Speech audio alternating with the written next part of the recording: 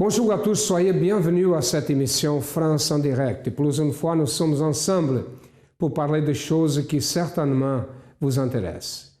Vous savez que beaucoup de personnes, devant une situation difficile, pensent à l'impossible. C'est impossible. Combien de fois vous avez déjà écouté le mot impossible? Mais sachez qu'au centre d'accueil, pour nous, n'a pas des impossibles.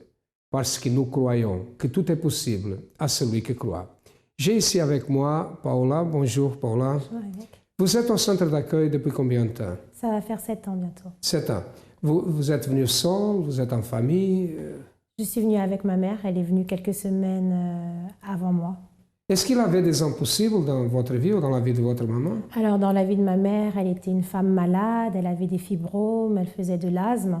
Dans ma vie, moi, j'avais des blocages à tous les niveaux, que ce soit dans ma vie professionnelle, dans mon intérieur. J'étais aussi quelqu'un de malade, oui.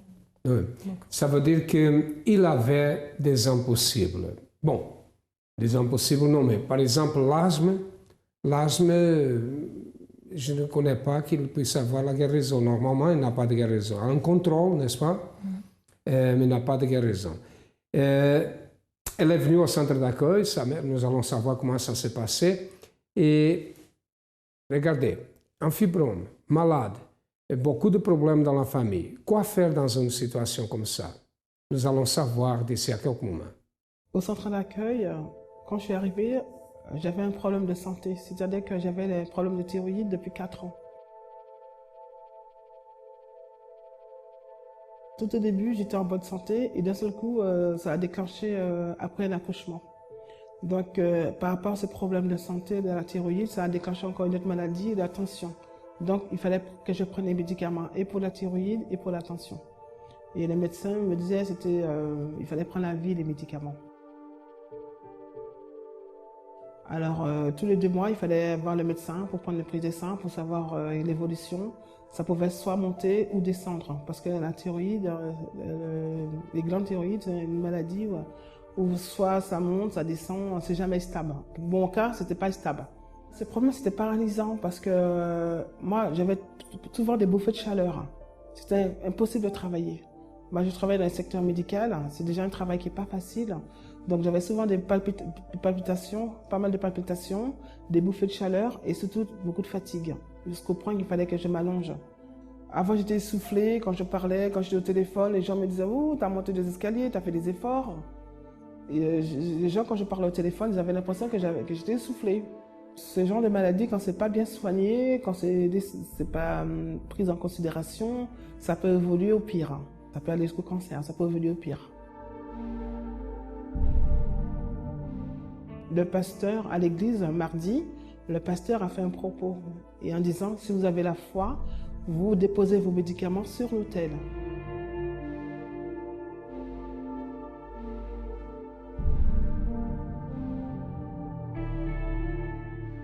J'ai agi ma foi et dans la même semaine, j'avais rendez-vous chez le médecin. Il m'a dit la même chose. Il m'a dit, si on faisait un essai pour arrêter les médicaments, pour voir qu'est-ce que ça donne, l'évolution de la maladie. Je lui ai dit d'accord, il n'y a pas de souci. Donc on a arrêté les médicaments. J'ai arrêté les médicaments et 2 mois après, on a refait une prise de sang pour savoir l'évolution, qu'est-ce que ça allait donner. Et à ma grande surprise, par la foi, Dieu a guéri. Et il m'a dit, vous êtes totalement guéri, ça ne sert à rien de revenir me voir, vous êtes totalement guéri.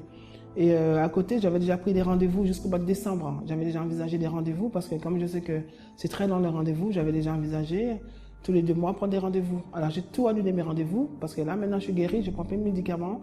Le problème de tension, tout va bien. La thyroïde, tout va bien. Dieu a rétabli ma santé.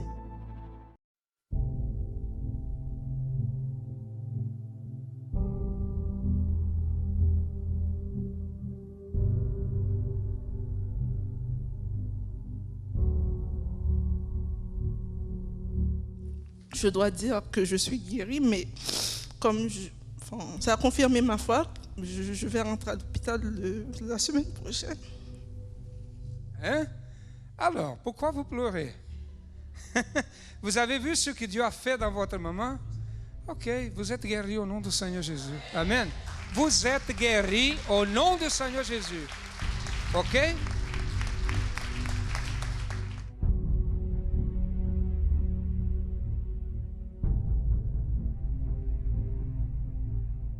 nous avons déterminé, parce que quand elle a commencé à parler, là, vous étiez dans ce temps-là quand vous avez rendu ici ce témoignage. Ça, c'est là combien de... C'est l'autre campagne là, n'est-ce pas? C'est au moment de la campagne quand je suis venu ici. Je suis venue à l'église au mois de janvier. Ok, peu de temps. Qu'est-ce qui se passe? Elle a dit non, par la foi, je suis guérie, mais je ne crois pas, parce que je suis, comme vous avez vu, je suis malade, cette maladie est là depuis du temps. Quand on parle ça, nous disons non, ça s'est changé. Vous êtes guéris au nom du Seigneur Jésus. Amen. Nous avons déterminé, et aujourd'hui elle est ici pour rendre témoignage. Parce que quand nous parlons, nous ne parlons pas seulement pour que les autres pensent que nous parlons. Nous déterminons. Et elle a cru. J'avais un problème de santé. Très tôt, en fait, les médecins ont diagnostiqué une ménopause précoce. Et depuis des années, j'avais peur de cette maladie. Le nom déjà, en fait, me tourmentait, mais je fuyais. Et je ne pensais pas qu'il y aurait une solution. Et tout ce qu'on avait fait, tout ce qu'on a diagnostiqué, ça montrait que en fait, mes organes en fait, vieillissaient, s'atrophiaient. Et ça rentre dans le cadre en fait, des personnes qui ont un certain âge, qui sont en ménopause. J'ai connu le centre d'accueil. J'ai mis en pratique en fait, les conseils qu'on nous donne. Il y avait la campagne d'Israël. J'ai fait ma première campagne d'Israël. Et Dieu m'a béni. Dieu m'a guéri. Vous avez fait la campagne, vous avez sacrifié? Oui, j'ai sacrifié, oui. Vous êtes guéri complètement? Complètement. Avant les analyses, en fait, tout ce qu'on faisait, oui, disait, en fait, c'était pas les médecins oralement, mais j'avais les preuves. J'avais les preuves en main, j'avais les symptômes qui apparaissaient. Les médecins, en fait, l'ont confirmé.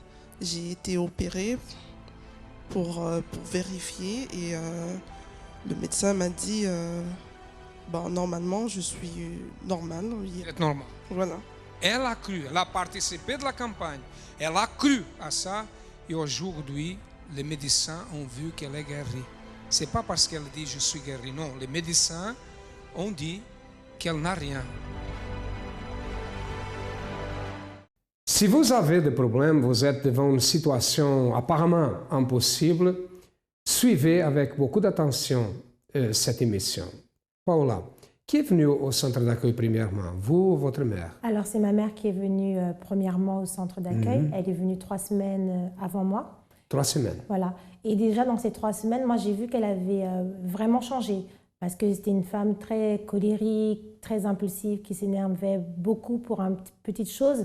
Et là, j'ai vu qu'en 3 semaines, elle avait déjà été transformée. Et c'est ça qui m'a fait aussi venir, moi, par la suite à l'église. Vous m'avez dit qu'elle avait un fibrome, n'est-ce pas? Oui, elle était quelqu'un de malade, elle avait des fibromes, elle faisait de l'asthme et elle a participé de la campagne d'Israël. Ça faisait 2 mois qu'on était à l'église et on a parlé de la campagne d'Israël et elle s'est lancée. Elle s'est lancée dans la campagne d'Israël. Oui. Qu'est-ce qui s'est passé? Quand elle s'est lancée dans la campagne d'Israël, quand nous tous on a participé, du moins elle et moi, déjà on avait participé. Pourquoi? Parce que le pasteur avait prophétisé qu'à travers la campagne d'Israël, on pouvait avoir une vie transformée. Que des fois, même quand on sacrifie pour une chose, mais que c'est tout en fait qui change. Donc on s'est lancé à l'issue de cette campagne d'Israël. Elle a été guérie de l'asthme, elle a été guérie de ses fibromes. De fibromes, elle a été opérée? Non, justement, elle devait se faire opérer, elle devait se faire la totale, on devait tout lui enlever. Et elle ne voulait pas en fait, elle ne voulait pas passer par cette opération parce qu'elle voulait que ça... Elle a cru vraiment qu'à travers le sacrifice, que Dieu allait la guérir et c'est ce qu'il a fait. Vous avez dit une chose très importante. Elle a dit une chose très importante. Elle a sacrifié. Et pourquoi elle a sacrifié? Elle a participé de la campagne. Parce que sur l'autel, il y avait un homme de Dieu, qui prophétisait, faites cela et certainement Dieu va vous guérir à travers votre foi. Vous savez que quand nous sacrifions, le contact entre la créature et le Créateur se fait à travers le sacrifice sur l'autel. Quand nous avançons et nous montons sur l'autel avec le sacrifice, notre vie disposée à abandonner certaines choses, présenter le sacrifice, la créature monte sur l'autel, Dieu descend sur l'autel, il a la fusion entre la créature et le Créateur à travers quoi? Ce qui s'appelle le sacrifice. C'est pour cela que la Bible parle beaucoup du sacrifice. En ce moment, la créature devient fils de Dieu et Dieu devient, ou le Créateur devient Dieu et Père. Et c'est là que la prophétie ou la promesse est accomplie. Le 12, dimanche le 12 de ce mois, le mois de mai, nous aurons le dimanche de la prophétie. Nous sommes en train de prophétiser. Vous savez, vous voulez participer? Venez d'avance, avant, au centre d'accueil pour vous informer comment faire. D'ici à quelques moments, nous retournerons avec Paula pour savoir qu'est-ce qui s'est passé en plus.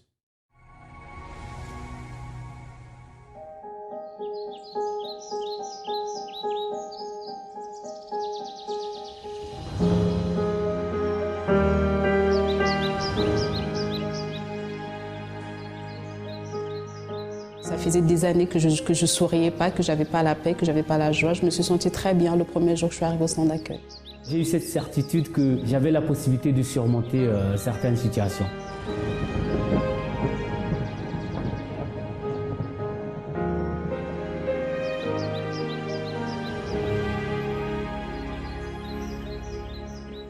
J'ai beaucoup aimé l'accueil, l'attention qu'on a pu me donner ce jour-là.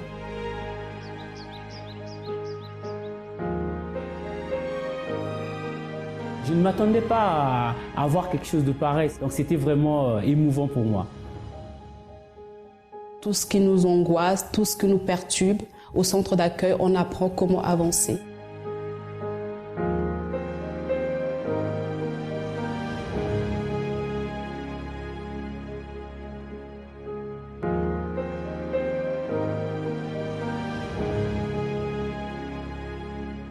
Vous êtes au centre d'accueil depuis combien de temps? Depuis 11 mois.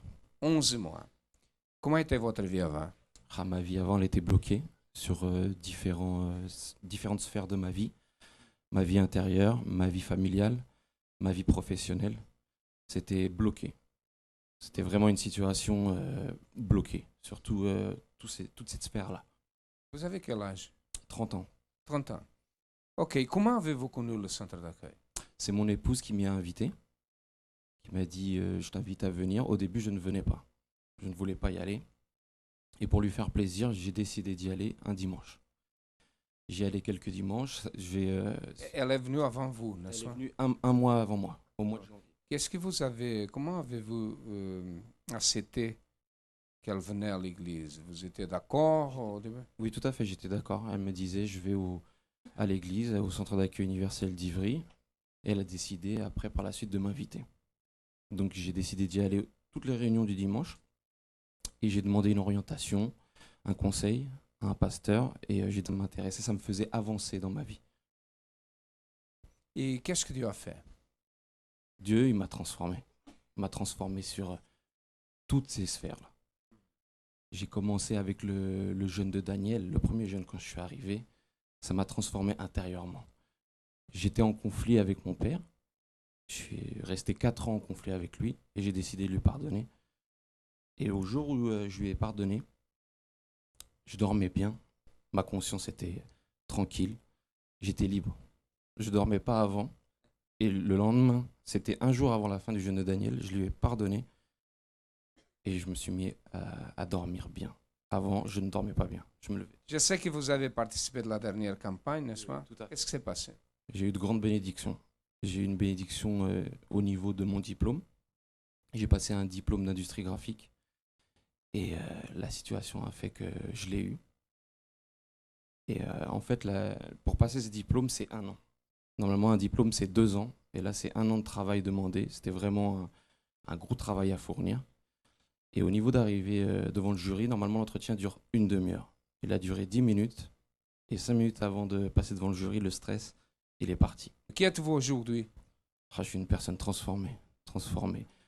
Je suis transformé au niveau intérieur, au niveau familial, au niveau de mon travail, au niveau de mon mariage. Sur toutes les sphères de ma vie, je suis en paix dans ma conscience. Qu'est-ce que représente pour vous le centre d'accueil? c'est mon oxygène. C'est ce qui me permet d'avancer dans la vie. Et je ne peux pas m'en passer. Merci. Au revoir. Paula, nous avons parlé de votre mère qui a été guérie d'un fibrome, qui a été guérie de l'asthme, a changé même son caractère. Vous avez vu le changement, n'est-ce pas? Oui. Et vous? Eh ben moi, pareil, j'étais viciée de la cigarette, j'ai fumé pendant plus de 9 ans. J'étais quelqu'un qui, du lundi au vendredi, je faisais rien, je restais chez moi ou sinon j'avais des amis. Et le vendredi, le soir, quand le vendredi, le samedi et le dimanche, il fallait à tout prix que j'aille en soirée, que j'aille en boîte. Donc voilà, je faisais rien de ma vie. J'étais quelqu'un de très triste. J'avais vraiment des idées de suicide, mais c'était tout le temps dans ma Idées de tête. suicide, pourquoi? Oui, parce que je me sentais mal à l'intérieur. J'avais l'impression en fait que dans ma vie, il n'y avait rien qui allait. Il n'y avait rien qui avançait. Dès que j'avais un échec dans ma vie sentimentale, là, évêque, je me frappais moi-même. Je me frappais, je me faisais du mal toute seule en fait. Et c'était comme ça, j'étais cette personne-là triste, angoissée. Je faisais de grosses crises d'angoisse qui me bloquaient, paralysaient tout le côté gauche. Ma mère m'a emmenée plusieurs fois aux urgences parce que voilà, j'étais dans des états de panique. Donc elle m'emmenait aux urgences, arrivée aux urgences, ça allait, il n'y avait plus rien. On me faisait des scanners, on m'a fait des échographies, on ne voyait jamais rien, si bien que même le médecin il disait que c'était dans ma tête. Ça veut dire que vous avez une idée presque fixe en vous de suicide, n'est-ce pas? Oui, tout à fait, oui. C'est comme si une malédiction était sur vous et votre mère, votre famille, n'est-ce pas? Oui, et en plus, j'avais une amie que je fréquentais, que ses parents en fait touchaient à la sorcellerie aussi. Et c'est ça qui a fait que pendant un moment dans ma vie, les quelques mois avant d'arriver au centre d'accueil, j'avais l'impression voilà, qu'on avait fait des trucs sur moi. J'avais très peur aussi de cette personne parce que je me disais qu'en fait, qu'elle voulait me garder, en fait, m'empêcher d'avancer. Ok. Bon, la malédiction était dans cette maison. Sa mère avait des problèmes de santé, a été guérie à travers le sacrifice, la détermination. Et Paula avait le problème, l'envie de suicide. Elle se sentait triste. Elle ne travaillait pas certainement sa vie financière. Votre vie financière ne marchait pas. Non, c'était inexistant. Si vous restez à la maison de lundi à samedi au dimanche, votre vie était en chaos aussi, oui, la vie financière. Tout à fait. Oui. Ok. Et elle paralysait quand elle avait les crises d'angoisse. Et tout cela, vous savez pourquoi? Parce que son problème, et le problème de sa mère, était un problème spirituel. Nous retournerons.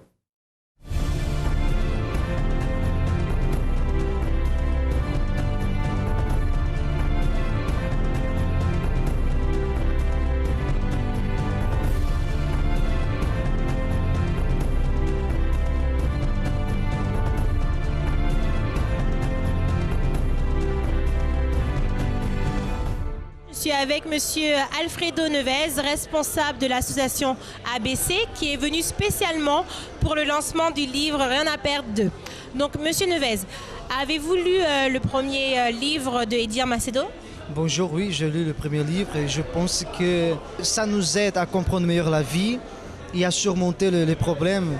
Pas seulement le problème physique ou le problème du jour, mais vraiment le problème qu'il y a à l'intérieur de chaque personne. De penser qu'elle n'est pas capable de réussir, de penser qu'elle n'est pas capable de résoudre les situations. Et soit le premier, et j'espère que aussi le deuxième aide beaucoup dans le côté spirituel, on va dire comme ça. Et je voulais savoir justement, le premier livre, quelles leçons en avez-vous tiré pour votre propre vie? Je pense que le premier livre m'a aidé à ne pas baisser le bras. Et ce que je peux retirer du livre, pas baisser le bras. D'accord. Et justement, quelles sont vos attentes par rapport au second volet? Bon, comme j'ai compris, pas baisser le bras, je pense que cela va m'aider à moi et tout le monde qui va le lire à lever la tête, peut-être, va nous aider à fortifier plus à l'intérieur. Une fois que j'ai déjà appris pour moi cette leçon de ne pas baisser le bras, je pense que maintenant ça va continuer à être plus fort. Et je crois que le troisième qui va venir, que j'ai déjà entendu parler du troisième, sera encore plus fort.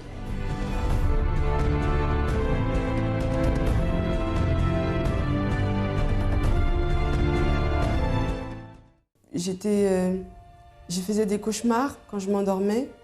J'avais des insomnies aussi, donc du coup, des fois, je restais jusqu'à 4 h du matin sans dormir. Et lorsque je m'endormais, en fait, c'était pour pas vraiment dormir parce que le cauchemar me réveillait. J'étais une personne, lorsqu'on me faisait quelque chose, j'avais beaucoup de mal à pardonner. C'est-à-dire que je ne vais pas rendre le mal pour le mal, mais je gardais à l'intérieur de moi. Et cette personne, en fait, qui m'avait fait du mal, je l'ignorais. Pour moi, elle n'existait plus. Et je voulais même pas entendre parler de ces genres de personnes, quoi. Et c'est comme ça, en fait, j'ai commencé à avoir des petits copains pour essayer de remplir ce vide que j'avais à l'intérieur de moi. Mais le vide était toujours là, en fait. Donc, on m'a invitée au centre d'accueil. Je suis arrivée. Le premier jour, quand je suis arrivée, le pasteur, il parlait, mais j'avais vraiment l'impression qu'il parlait de moi, qu'il parlait de ma vie. Et j'ai dit, dans ma tête, je me suis dit, la personne qui m'a invitée, en fait, a été raconter ma vie au pasteur. J'étais voilà. Parce que c'était trop moi qui... En plus, j'avais tout le temps l'impression qu'il me regardait. Donc, je me dis, il y a quelque chose qui ne va pas.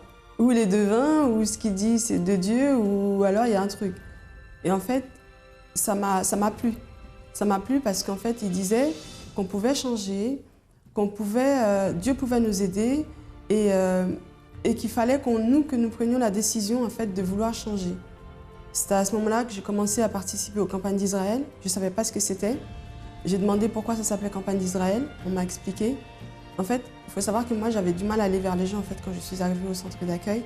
C'est plutôt les ouvriers qui venaient vers moi et c'est plutôt les pasteurs qui venaient vers moi.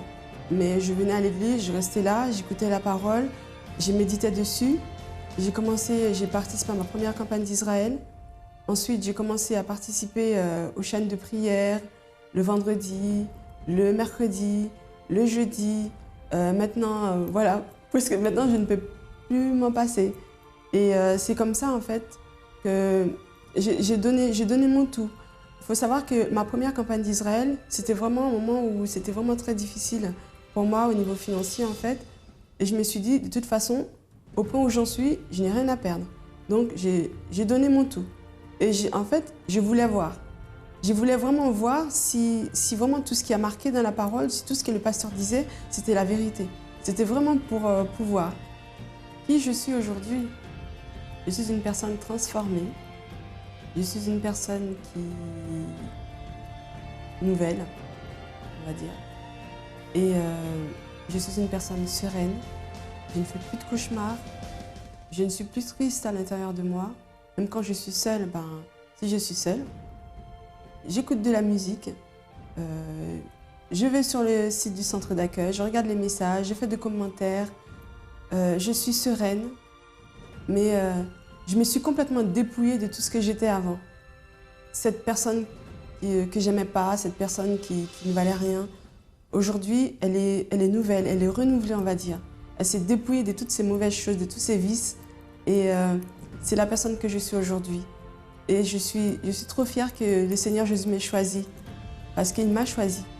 Aujourd'hui, ma vie, c'est pour Dieu. Ma vie, je l'ai déposée à l'autel au moment où j'ai compris que c'était lui, en fait, qui donnait la vie éternelle. Ma vie, je l'ai déposée sur l'autel. Et je me souviens que j'avais dit, quand je suis arrivée, j'étais tellement pas bien. J'étais devant l'autel, j'ai dit, mon Dieu, ma vie, de toute façon, pour moi, elle ne vaut rien. Si tu arrives à en faire quelque chose, si tu arrives à en tirer quelque chose, tu n'as qu'à la garder. Voilà, c'était ce vœu-là que j'avais fait devant l'autel. Et aujourd'hui, je le sais. Je sais, c'est une assurance, voilà. Je sais que ma vie est entre les mains de Dieu et je suis une personne heureuse. Si ce que nous parlons ici, que Paul parle ici, si là de symptômes, la même chose, vous vous sentez angoissé, vous êtes quelqu'un qui a l'envie de suicide, votre vie ne marche pas, vous n'avez pas même la joie de vivre, sachez que la solution existe au centre d'accueil. Paula, après vous êtes venue au centre d'accueil, vous êtes arrivée, vous avez commencé à participer. Est-ce que vous avez sacrifié aussi? Oui, j'ai sacrifié aussi. Parce qu'en fait, quand je suis arrivée au centre d'accueil, ce qui m'a tout de suite marqué, c'est que voilà, qu'on m'a dit que j'avais l'opportunité d'avoir une vie changée. Et quand la campagne d'Israël s'est présentée, en fait, je ne me suis pas posé de questions. Tout de suite, en fait, j'ai participé, je me suis lancée. Il y a eu même plusieurs campagnes d'Israël qui sont arrivées parce que voilà, à chaque fois que la campagne d'Israël elle arrivait, je savais que c'était l'opportunité, le moyen en fait pour voir ma vie transformée. Ok. Où est l'envie de suicide, l'angoisse, la tristesse? Qu'est-ce qui s'est passé dans votre vie? Tout ça, ça a vraiment disparu. Ça fait plus du tout partie de moi. Maintenant, j'ai plus envie de me suicider. Je me sens pas triste. Je suis plus viciée dans la cigarette. Maintenant, je travaille aussi. Je me sens heureuse. Je suis épanouie. Vous êtes une autre créature. Oui, totalement. Qu'est-ce qui représente pour vous le centre d'accueil? Le centre d'accueil, c'est ma vie. Vraiment, c'est ma vie parce que c'est là où je peux dire que c'est là que j'ai voilà, que je vis en fait. Parce que je pourrais dire qu'avant, c'était comme si j'étais morte. J'étais morte, il n'y avait rien dans ma vie. C'était le désert, il n'y avait rien. Et au centre d'accueil, j'ai appris à vivre, j'ai appris à être heureuse, j'ai appris à marcher, j'ai appris tout. Ok, merci Paola de votre témoignage parce que je sais que vous allez aider beaucoup de personnes. Et maintenant, c'est à vous. Est-ce que vous avez besoin de notre aide? Nous sommes là pour vous aider. Cherchez le centre d'accueil le plus proche. Il passe les adresses dans votre ordinateur, sont passées pendant l'émission. Vous avez aussi un numéro de téléphone, vous pouvez nous appeler. Et nous sommes situés, notre siège du centre d'accueil est situé au 254 de la rue du Faubourg Saint-Martin, au 10e arrondissement. Si vous avez besoin de notre aide, sachez que nous avons une équipe de compagnons de guerre qui sommes en train de lutter contre la malédiction, contre le problème, et nous sommes là pour vous aider à faire tomber les barrières qui sont devant vous. À demain et que Dieu vous bénisse à tous abondamment.